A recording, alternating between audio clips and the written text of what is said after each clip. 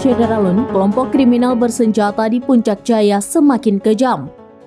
Hal itu terlihat dalam insiden penyerangan di Masjid Al-Amaliyah pada Sabtu 25 Maret 2023.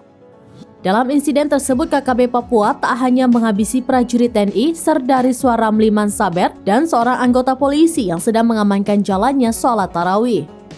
Namun ketika tim gabungan TNI Polri sedang berusaha mengevakuasi korban, KKB Papua masih saja melakukan penyerangan tim evakuasi di dekat Bandara Ilu.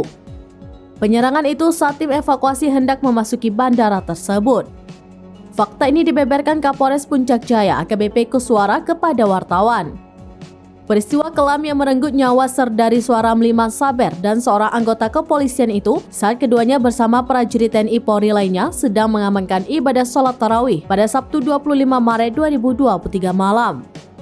Kapolres Puncak Jaya AKBP Kuswara menerangkan KKB sempat menembaki rombongan yang hendak mengevakuasi jenazah anggota Polsek Ilu Bribda Meksa Inde dan anggota Koramil Ilu Serdari Suaram Liman Saber pada Minggu 26 Maret 2023 pagi. Evakuasi dua jenazah tersebut lanjut dilakukan melalui jalan darat, yakni dari Ilu ke Mulia, Kabupaten Puncak Jaya, Papua Tengah. Proses evakuasi itu memakan waktu sekitar 2,5 jam melalui perjalanan darat.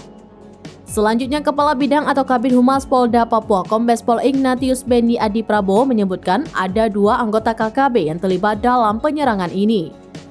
Para pelaku masing-masing menggunakan satu senjata laras panjang dan satu senjata laras pendek.